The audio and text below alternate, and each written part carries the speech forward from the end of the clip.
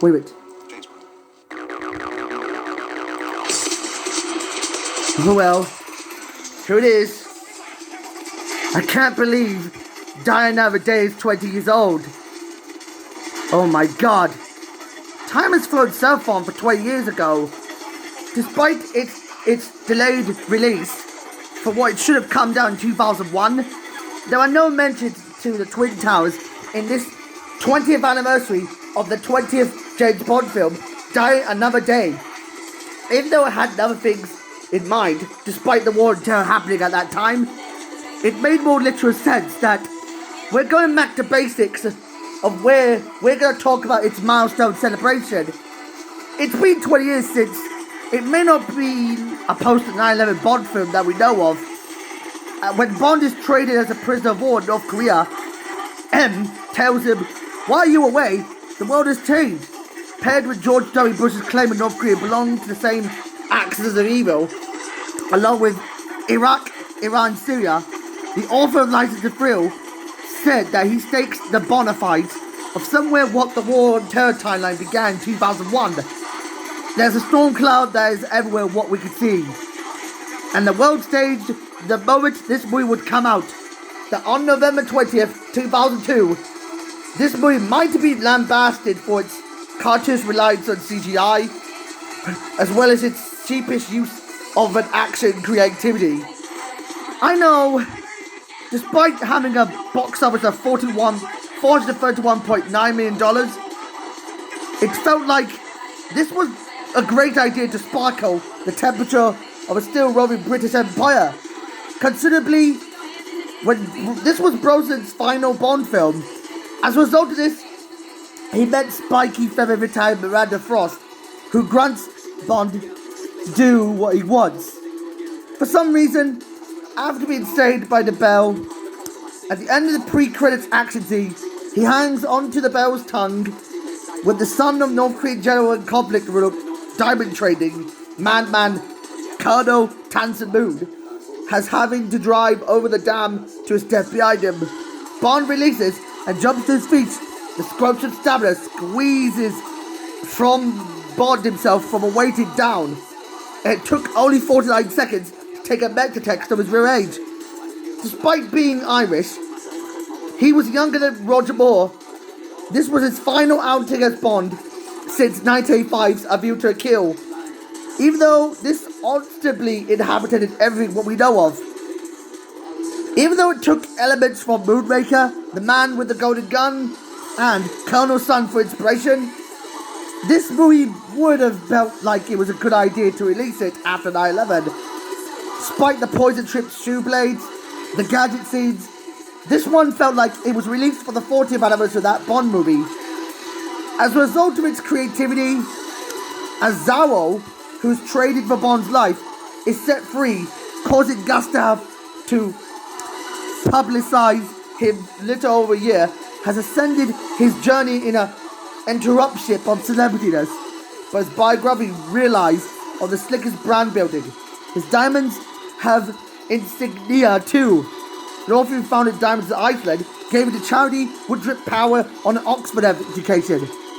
As a result of the Union Jack, the stunt that lampoons The Spy Who Loved Me would take effect in club that a violent duel of both Bond and Graves would confront each other. But a controtted Graves, botted lips turning his quip into a sneer.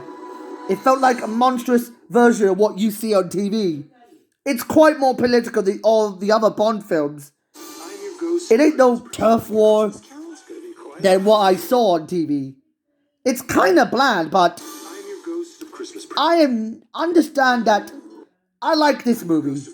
As I noticed this movie came out after 9/11, there were loads of movies that came out after 9/11. Many of them like Spider-Man, Philosopher's Stone, Lilo and Stitch, and Scooby-Doo the movie, along with Fellowship of the Ring and Ice Age, all paid tribute to 9/11. It's kind of sad that even Studio 2 wasn't the only one doing this. As I know 9/11 changed everything within the cinema industry, this is how this movie is by far the best of the punch. As Santan has a therapy discovering his DNA was shocking and believable, To clarify, the villain is a North Korean colonel. Through horrific means turns white. But on a literal level, it's fascinating, but racialized that would invert him into witnessing of becoming a mutated snake that eats his own tail.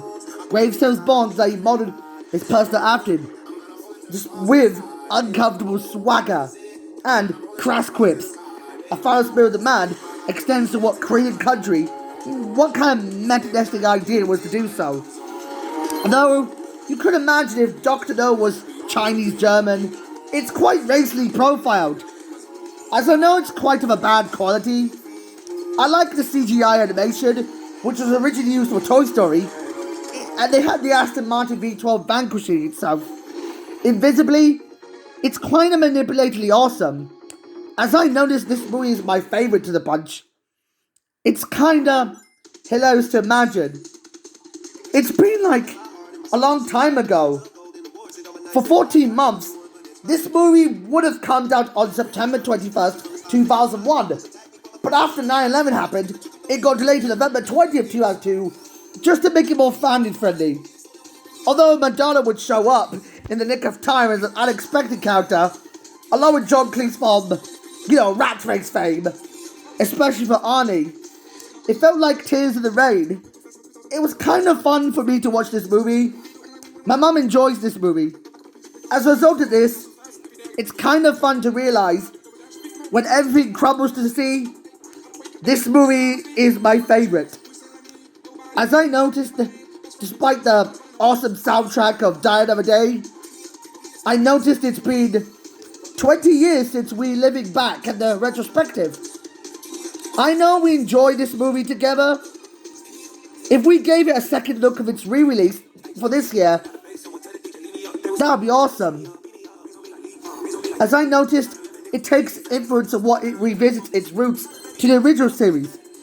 But although it was released by MGM USA, Fox would release it internationally worldwide outside the USA. It's kind of ridiculous. Why would Fox put James Bond on their map, even before Disney would do this so? As I noticed, it's kind of ridiculous of what we could think of. It should take place in New York City after 9/11. Things had to change, thanks to decent marketing and the release of its home media and its kick-ass soundtrack. I personally give this movie a 10 out of 10. I personally realized this movie was by far a favourite of mine. As I noticed, this has got to be an awesome idea to think of. As I know it got criticised for having a use of CGI being flipped upside down, despite being praised by some mixed reviews of some fans of James Bond for the 1960s, or the younger ones who were born in the 1980s or 70s or maybe 1990s. It's alright, but I love a good old-fashioned spy thriller. If you could picture Austin Powers for its 25th anniversary and the third one called Goldmember on its 20th, this spy film is by far the best of the bunch, as it takes an aim on politics and also tackles with the issues of racism. Although it's not okay to talk about racism if everyone was on a state of despair, we can hope that if you picture Rodney King, you better have to look this up for hope to believe in your imagination. That's the lesson of this movie. But I have ran out of everything that I've done. So, you know what they say? I've learned a central theme in this movie. The central theme which dealt with the realism of Die Another Day, including its use of racism. It's what realism can fix things away. When it comes to vigilance, the central theme, the American life, is always a creative idea to explore the world. And that's how I've learnt this movie of reliving it for its 20th anniversary. As I know, thanks to the electro popness, we just have to get out of here for like 7 seconds ago. Make a head start. 7, 6, 5, 4, 3, 2, 1, 0.